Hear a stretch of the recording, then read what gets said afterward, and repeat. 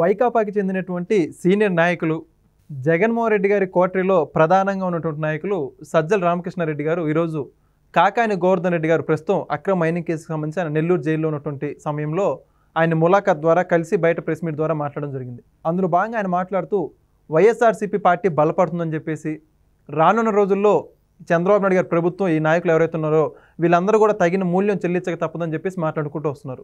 అయితే ఇందులో భాగంగా ప్రస్తావించుకుంటూ వస్తూ ఏదైతే తెనాల్లో జరిగినటువంటి ఇష్యూని కూడా ఆయన ఈ మీడియా ముఖంగా చెప్పడం జరిగింది. పోలీసులందరూ కూడా ప్రస్తుత కూటమి ప్రభుత్వానికి బానిసత్వంగా పనిచేస్తున్నారని చెప్పుకుంటూ వస్తున్నారు. ఈ విషయాలన్నిటి గురించి కూడా పూర్తి విశ్లేషణ చేసే ప్రయత్నం చేద్దాం. మనతో ఉన్నారు ప్రముఖ రాజకీయ విశ్లేషకులు అరిశెట్టి శ్రీనివాసరావు గారు. సార్ నమస్కారం అండి. నమస్కారం సార్, సజ్జల రామకృష్ణారెడ్డి గారు మాట్లాడుతూ మళ్ళీ వైసీపీ గవర్నమెంట్ వస్తుంది, బలపడుతుంది. ప్రస్తుతం మొన్న జరిగినటువంటి స్థానిక ఉప సంస్థల ఎన్నికల్లో కూడా అవన్నీ చూసాం. ఖచ్చితంగా ఈ రాష్ట్రంలో గాడి తప్పినటువంటి పరిపాలన మేము మళ్ళా తిరిగి గాడిలో పెడతామని చెప్పి చెప్పుకుంటూ వస్తున్నారు. ఆయన చేసిన వ్యాఖ్యల గురించి మీ అభిప్రాయం ఏంటి? అంటే అభిప్రాయం చెప్పడం అంటే చాలా చికాకుగా ఉంటుంది స్వామి. ఇలాంటి వాళ్ళ మాటలో ఇప్పుడు గాడి తెప్పిన పరిపాలన గాడిలో పెడతాం, మేము ఉద్ధరిస్తాం, మళ్ళీ వచ్చి 2.0 చూపిస్తామంటే అసలు మీ 1.0కే దాన్ని పెట్టేసారు జనం. ఓరు బాబు మీకు ఎందుకురా బాబు. అందులో ఇతను సజ్జల రామకృష్ణారెడ్డి మాట్లాడుతుంటే వాడు తెంగరోడా, తెలివైనోడా, తెంగర బుచ్చ, ఎర్రుబాగులోడా, వెర్రి వెంగళప్ప అనేటువంటిది అర్థం అవుతుంది. అలాగని అనుకోవడానికి లేదు. అతను పత్రికల్లో పనిచేసాడు, విలేకరిగా పనిచేసాడు, చదువుకున్నాడు, ఎంతో కొంత జ్ఞానం ఉన్నాడు, ఈనాడు స్కూల్ నుంచి వచ్చినాడు. మరి అతనికి మరి క్వాలిఫికేషన్లు బాగానే ఉన్నాయి. అయినా సరే ఇంత తెంగర బుచ్చిలాగా తింగర మాటలు మాట్లాడుతున్నాడంటే నువ్వు అధికారంలో ఉన్నప్పుడు మాట్లాడితే చచ్చినట్టు భరించారు. నీ శాస్త్రలో నీ కోసం దెబ్బలాడేసుకుంటాం విలేకరులు గట్టా చూసాం. ఏంటండి అంటే మీరు జగన్ ప్రభుత్వాన్ని పూర్తిగా ఆస్వాదించిన వ్యక్తి ఎవరైనా ఉన్నారంటే సజ్జల రామకృష్ణారెడ్డి. అదే బాధ విజయసాయి రెడ్డికి. పంపు సెట్ రాజకీయాలన్నీ ఆడే చేసేసుకుంటున్నాడు, నాకు లేకుండా పోయిందని. ఏంటండి దొరికినట్టు కేకులు తిన్నట్టు తిని ఎన్ని కేకులు తినేసారు వాళ్ళకి తెలదు. ఏంటండి మిఠాయి కింద తినేసారు, భూములు కొలగొట్టేశారు, భూములు ఆక్రమించాడు, అటవీ భూములు అయ్యింది. అంటే జగన్మోహన్ రెడ్డి ముంజికాయలు తినేస్తే మోరలన్నీ వీళ్ళు తినేశారు. ముంజికాయలు అంటే తెలుసు కదా, తాటి ముంజలు. ఆ పైన ఇలా చెక్కిన వెంటనే దానికి కూడా ఉంటుంది గుంజు, చిన్న చిన్న కళ్ళకు అంటుకుని. అదేమో వీళ్ళు తిన్నారు, పెద్ద ముంజికాయ అంతా అతను తినేసాడు. ఇతను జగన్మోహన్ రెడ్డి మౌత్ పీస్ లాగా ఉండి అతని మనసులో ఉన్న మాట బయట చెప్తా సర్వం సహా ఇతనే పరిపాలించినట్టుగా చేశాడు. ఇతను అమర్ రాజా బ్యాటరీస్ తరివేసి ఇదేటయ్యా అంటే మేమే పంపించేసాం, వాళ్ళు వెళ్ళిపోయి ఇంకో చోట పెట్టుకుంటే మేమే తరివేసాం అన్నాడు. మరి నువ్వు ఇన్ని మాటలు మాట్లాడుతున్నావు కదా, ఇలా ఎమ్మెల్సీ ఎలక్షన్లో ఘోరంగా ఓడిపోరు కదా అంటే మా ఓటర్లు వేరే ఉన్నారు అన్నాడు. ఏం మాట్లాడినా దానికి చాలా వంకరగాను జగన్మోహన్ రెడ్డికి ఒక 10% ఓట్లు పోవడం కారణం ఇతను కొడుకు. పార్టీని గుప్పిట్లో పెట్టుకుని కోటరీ కింద ఏర్పడి ఇన్ని అరాచకాలకి సాక్షిభూతంగా నిలబడ్డాడు అతను. అంతేకాకుండా ప్రజాధనాన్ని సొంత మనుషులకి సిగ్గు లేకుండా కొల్లగొట్టారు. ఆ విషయంలో మెచ్చుకోలేను. ఏమాత్రం సిగ్గుపడకుండా మనం ఏదన్నా సరే ఒక లడ్డు తిని ఇంకో లడ్డు తినటానికి మొహమాట పడతాం. ఇది అలా కాదు, ప్లేట్ అట్టుకుపోయాడు. ఏంటండి ఇప్పుడు వచ్చి వీళ్ళు చేసిన అరాచకాలు అసలు ఇప్పటి వరకు ఆంధ్రప్రదేశ్ చరిత్ర ఈ దేశంలోనే ఒక రాష్ట్ర ప్రభుత్వం రాజ్యమే స్టేట్ స్పాన్సర్డ్ టెర్రరిజం. దాన్ని ఏ స్టేట్లోనూ లేదు. చాలా దుర్మార్గంగా ఉంటాయి ఈ స్టేట్లో. బాబోయ్ ఆటవికుల కింద ఉంటారు అనుకున్న చోట కూడా లేదు. బార్బేరియస్ అంటారు ఆటవికుల కింద. మధ్యప్రదేశ్, ఉత్తరప్రదేశ్లో కొన్ని భాగాల్లో, బీహారు ఇలాంటి చోట బాబోయ్ వాళ్ళతో ప్రమాదం, రాజకీయ నాయకులు అందరూ దుర్మార్గంగా ఉంటారు, బందిపోడు దొంగల కింద ఉంటారు, తుపాకుల రాజ్యం వెళ్తుంది అనేటువంటి చెప్పుకుని భయపడేవాళ్ళు మనం. వాళ్ళు సివిలియన్స్ కింద మారిపోయారు. ఐఏఎస్లు ఐపీఎస్లు వాళ్ళే ఎక్కువ అవుతున్నారు. వాళ్ళు చాలా మార్పు వచ్చేసింది. కానీ మంద మాత్రం ఆటవికుల వైపు తీసుకెళ్ళి అంతా ఆటవికులు. నిప్పు పుట్టక ముందు ఆటవికులు ఉండేవారు, పెద్ద గదల్లాంటి వేసుకుని తిరిగేసి కొట్టి తినేస్తూ ఉండేవారు. ఎవరిని పడతాను మనుషులనే తినేసేవారు ఒకళ్ళనొకళ్ళు. అలా తయారయ్యారు వీళ్ళు వచ్చి ఇప్పుడు నీతిగా ఉన్నప్పుడు ఎంత ప్రభుత్వ యంత్రాంగాన్ని చెదలు పట్టించేసి కుళ్ళిపోయేలా పురుగులెట్టిలా చేస్తారు వీళ్ళు. వ్యవస్థలన్నిటిని అత్యాచారం చేశారు వీళ్ళు. ఒక రకంగా చెప్పాలంటే పాడు చేసేసి ఇప్పుడు చూడు ఆ మధ్యన రేప్ చేసేసి పెళ్లి చేసుకుంటూ వదిలేశారు కదా కోర్టులు ఎక్కడో. అలాగా వాళ్ళు వశపరుచుకున్నారు వాళ్ళు వ్యవస్థలని. ఇవాళకే కూడా ఇప్పుడు జైల్లోకి వెళ్ళాడు కాకాని గోవర్ధన్ రెడ్డి. అతను ఏదో స్వాతంత్ర పోరాటం కోసం వెళ్ళాడా, మైనింగ్ దాంట్లో దోపిడీలోను ఆ గిరిజనుల మీద అట్రాసిటీ కేసులోను అతను జైల్లోకి వెళ్ళాడు.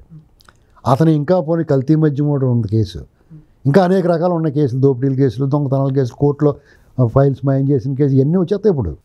దానికి ముందు అడ్డుకట్టుగా ఇలాగ అరాచకాలు అది ఇది ఒక మాట పడితే ఆగుతారేమో అని వద్దు ఉద్దేశం. పోనీ కాకాని గోవర్ధన్ రెడ్డి అయినా కష్టపడుతున్నాడు అక్కడ లోపల. ఒక జైలు అధికారి ఇంటికాడ నుంచి ఫుట్ వస్తుందంట అతనికి, పేపర్లో వచ్చింది డైరెక్ట్గానే. అతను సకల మర్యాదలు రాజ మర్యాదలు చేస్తున్నారు అక్కడ. ఇప్పుడు ఈ ప్రభుత్వం మనుషులు పెట్టాలి అక్కడ ఏం జరుగుతుందో ఏటో అంతా చూసుకోవాలి. వీళ్ళందరికీ శుభ్రంగా ఏ టిఫిన్ కలితే ఆ టిఫిన్, నెల్లూరు సన్న బియ్యంతో పలావులు గిలావులు తింటున్నారంట వాళ్ళు శుభ్రంగా లోపల. ఆ జైలు అధికారి ఎవడో చూసి, ఆ బుద్ధిహీనుడు ఎవడో రూల్ ఆఫ్ లాకి వ్యతిరేకంగా వ్యవహరించేవాడు, ఇంటికాడ నుంచి క్యారేజీ పట్టుకెళ్ళే బానిస, ఆ బూట్లు నాకి కూడా ఎవడో చూసి అతన్ని ఇంటికి పంపించాలా. ఇంకో చోట పంపించకూడదు, జైలుకే ఇంకో చోట పంపించిన ఈ గ్యాంగ్ అందరూ ఆ జైల్లోకి వెళ్తారు కదా. ఏ జైల్లో పంపించినా మళ్ళీ ఆ జైల్లోకి వెళ్ళి కూడా ఉంటారు ఆ ఏరియా వాళ్ళు, వాళ్ళకి రాజమర్యాదలు చేస్తాడు. అందుకని మొత్తాన్ని తెప్పించారు అతను. ఫైర్ డిపార్ట్మెంట్లో మొక్కలు కట్ట నీళ్లు పోయి మనల్ని ఫైర్ డిపార్ట్మెంట్లో వేసి. అర్థమైందా? ఈ ప్రభుత్వం ఇవన్నీ సూచనలుగా తీసుకోవాలి. ఆ సమాజకి ఏదో చెప్పుకుంటున్నారు వాళ్ళు సోది అనుకోకూడదు. అప్పుడప్పుడు ఒక టీంని పెట్టుకుని ప్రభుత్వం ఎవడే నాదే కాదు ఎవడు మాట్లాడుతున్నాడు విమర్శించినవి కూడా చూడాలి, చూసుకుని అందులో వాస్తవం ఉంటే దాన్ని లెవెల్ చేసుకోవాలి.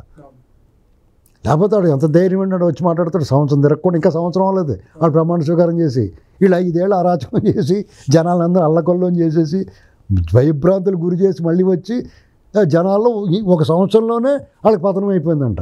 మేమే విమర్శిస్తున్నాం ప్రభుత్వాన్ని. మేము విమర్శిస్తున్నాం ప్రభుత్వాన్ని? మీరు జాతకం చూసుకోండి, మీకు ఎవరు కష్టపడ్డారు వాళ్ళని చూసుకోండి, ఈ దొంగళ్ళు వదిలేకండి, వీళ్ళు పట్టు కొట్టేయండి అని చెప్తున్నాం మేము. ఆ పని ఇంకా చేయట్లేదు వాళ్ళు. అదే బాధ అదే వ్యతిరేకత ఉంది. కానీ పెన్షన్ల విషయంలో మీరు 5 ఏళ్ల పాటు మలబద్ధకం ఉన్నవాడు ముక్కుతాడు చూసావా, అలా 5 ఏళ్ల పాటు ఇచ్చారు ఒక 1000 పెంచడానికి. వీళ్ళు టపాల్మని 2 ఏళ్ళు 1000 పెంచేసి 4000 ఇచ్చేసారు.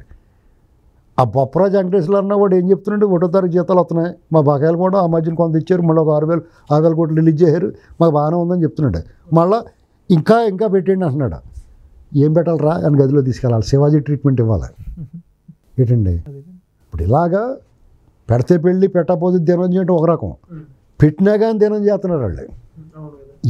నువ్వు పురమాయించిన వాళ్ళు స్పాట్ వాల్యుయేషన్లో నువ్వు పురమాయించిన బ్యాచే అవకతవకలు చేశారు. ఏ తొక్కిసలాట జరిగినా ఏది జరిగినా వాళ్ళు వెనకాల ఉంటారు. ఈ ప్రభుత్వం చేయాల్సింది ఏంటంటే ఏదైనా ఒక విపత్తు వచ్చినా, ఒక ప్రమాదం జరిగినా, ఒక అనుకోని ఘటన జరిగినా, యాక్సిడెంట్ జరిగినా కానీ దాని వెనకాల వీళ్ళు ఎవరన్నా ఉన్నాడేమో చూసుకోవాలి ఫస్ట్. అన్ఎక్స్పెక్టెడ్ ఇన్సిడెంట్ యాక్సిడెంట్ అనేటువంటిది నిజమే, కానీ ఆ యాక్సిడెంట్ ఎందుకు జరిగిందో ఎందుకైనా మంచిదని వీళ్ళు ఎవరన్నా వెనకాల ఉన్నారేమో చూసుకోవాలి. సింహాచలం జరిగింది చూడండి, సింహాచలం జరిగిన దానికి ఎవడున్నాడు, వీళ్ళ తాలూకు ఇంజనీర్ ఉన్నాడు, వీళ్ళు పురమాయించిన కాంట్రాక్టర్ ఉన్నాడు. వాడెవడో రుషికొండ ప్యాలెస్లో ఆ అధికారి ఎవడో రుషికొండ ప్యాలెస్ కొండ తొలిచేసి కడతానుకున్నవాడు. ఎక్కడ చూసినా నువ్వు ఏ ఇన్సిడెంట్ చూసినా తిరుపతిలో ఆ తొక్కిసలాట ఆ గ్యాంగ్ ఎవరున్నారో ఇతను ఏం చెప్పాడు, కరుణాకర్ రెడ్డి మా వాళ్ళు 2000 మంది ఉన్నారు ఇందప్పుడు అన్నాడు. మా ముఠా ఉంది, మా పురుగులు ఉన్నాయి ఇక్కడ, మిమ్మల్ని ఎప్పుడో కూడా ఈ జరగలన్నీ ఇక్కడే ఉన్నాయని చెప్తున్నాడు. ఇన్ని చెప్పిన తర్వాత సిగ్గు లేకుండా బయటకు వచ్చి ప్రభుత్వం వస్తుంది మీ వాళ్ళు అందరి చేత మీరు చేయించారు ఆ పని. ఇప్పుడు సచివాలయాలు ఉన్నాయనుకోండి, వాళ్ళు చెప్పిన పని చేయరు, ఆటోమేటిక్గా ప్రజలకు వ్యతిరేకత వస్తుంది. అక్కడ వీళ్ళు ఇదో ఇవన్నీ కాదు, వాళ్ళ సొంత మనుషులను పెట్టుకోవాలి. ప్రతి మండలానికి ఒక 2-3 ఉండాలి, ప్రతి గ్రామంలో మనిషి సొంత మనిషి ఉండాలి. ఆ ఎమ్మెల్యే జాతర చూసుకోవాలి. ఎంతసేపు నాకు ఎమ్మెల్యే పదవి వచ్చేసింది చాలే, ఏడ్చిన పప్పు వేయించుకుంటే తిని కొంచుందాం అనుకోకూడదు. ప్రభుత్వానికి చెడ్డ పేరు వస్తుందంటే లోకేష్ గారు, చంద్రబాబు గారు, లేకపోతే మా మంత్రులు కొంతమంది కష్టపడితే సరిపోదు. అప్పుడు రామానాయుడు గారు ఎంత కష్టపడుతున్నాడు, అనిత గారు ఎంత కష్టపడుతుంది, ఎవరికాళ్ళు మంత్రులు అందరూ కూడా వాళ్ళ స్థాయిని మించి పని చేస్తున్నారు. 1-2-3 ఉన్నారు, వాళ్ళకి తెలియదు పాపం, కొత్తగా వచ్చారు, లేదా వాళ్ళు చేయొచ్చులే అనుకుంటారు.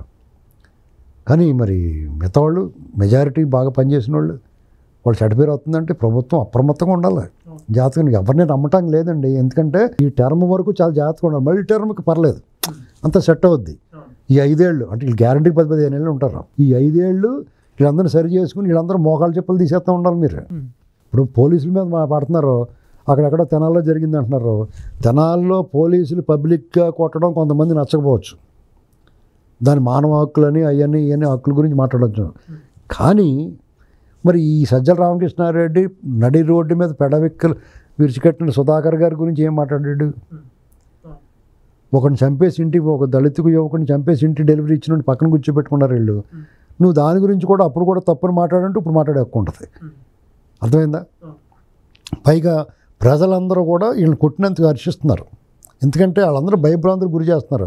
గంజాయి సేవించి బ్లేడ్ బ్యాచ్ల కింద ఉండి ప్రజలు భయభ్రాంతులకు గురి చేస్తున్నప్పుడు కులం ఏంటండి? నేరస్తుడి కులమేంటి? నేరస్తులు అందరిది ఒకటే కులం, నేర కులం. అది దానికి మళ్ళీ కులాల గిలాలు ఆపాదించకూడదు. నువ్వు చాలా మంచి పని చేస్తే కులం ఆపాదించి భలే మా కులపడి బాబాని చేయడం చెప్పుకో, తప్పులేదు. ఇలాంటి దుర్మార్గాలు అరాచకాలు చేసిన సిగ్గులేదో చెప్పుకోవడానికి ఎవరికైనా కానీ, ఏ కులపడైనా. ఈ సజ్జల రామకృష్ణారెడ్డి ఈ గ్యాంగ్కి అసలు బయటికి రావడానికే అర్హత లేదు. మీడియాకు ముఖం చూపించడం అంటే వాళ్ళు ఎంత సిగ్గులేనితనమో కనపడుతూ ఉంటుంది. పైగా ఈ ప్రభుత్వం చెడ్డపేరు, వాళ్ళకి ఎందుకు వస్తుంది చెడ్డపేరు? వాళ్ళు ఏం అరాచకం చేశారు? ఎవరు భూములు కొలగొట్టేశారు? సెంటు భూముల పేరుతో ఎవరు దొబ్బేశారు? వాళ్ళు ఏ సర్వే రాళ్ళ మీద వాళ్ళు ఫోటో వేయించుకున్నారు? ఏ బర్త్ సర్టిఫికేట్ మీద వాళ్ళు ఫోటోలు వేయించుకున్నారు? ఏ కొండలు తోల్చేసి వాళ్ళు ప్యాలెస్లు కట్టుకున్నారు? ఏ మద్యం స్కీమ్లో వాళ్ళు డబ్బులు కొలగొట్టేశారని చెడ్డపేరు వస్తుంది? ఎవడు జేబు కొట్టేశారు ఇళ్ళు? ఆ సిగ్గులేని పనులన్నీ మీరు చేశారు. ఒక హీరోయిన్ తీసుకొచ్చేసి ఆ అమ్మాయిని అక్రమంగా నిర్బంధించి ఆ అమ్మాయిని వేధించారు. ఒక అచ్చెన్నాయుడు గారు అటువంటి తీసుకెళ్ళి హెరాస్మెంట్ చేశారు. చంద్రబాబు గారి మీద అక్రమ కేసులు పెట్టారు. రాష్ట్రంలో రక్త గాయాలు చేశారు. అందరికి మహిళలకి మోసం చేశారు. మహిళా రైతులకి అమరావతి విషయంలో ప్రతి అంశంలోనూ మీరు దుర్మార్గం చేశారు.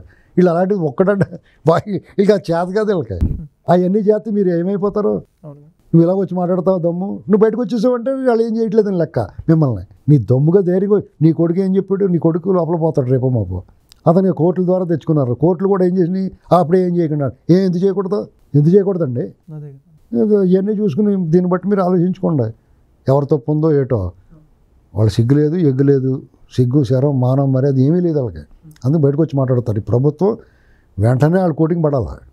నువ్వు మంచి పనులు చేయి. ఇలాంటి చీడపురుగులు ఉన్నప్పుడు పురుగు ఇప్పుడు జలగ ఉందనుకోండి, మామూలుగా కొడితే సావదు. అది చుట్ట ఎర్రకాయలు చంటించాలి దాని మీద, దాని తగ్గ ట్రీట్మెంట్ ఇవ్వాలి. ఏంటండి అప్పుడు దారిలోకి వస్తారు వీళ్ళు. నిజంగా ప్రభుత్వానికి చాలా మంచి సూచనలు సలహాలు ఇచ్చారు sir. Thank you. Please subscribe to Leo news for more videos.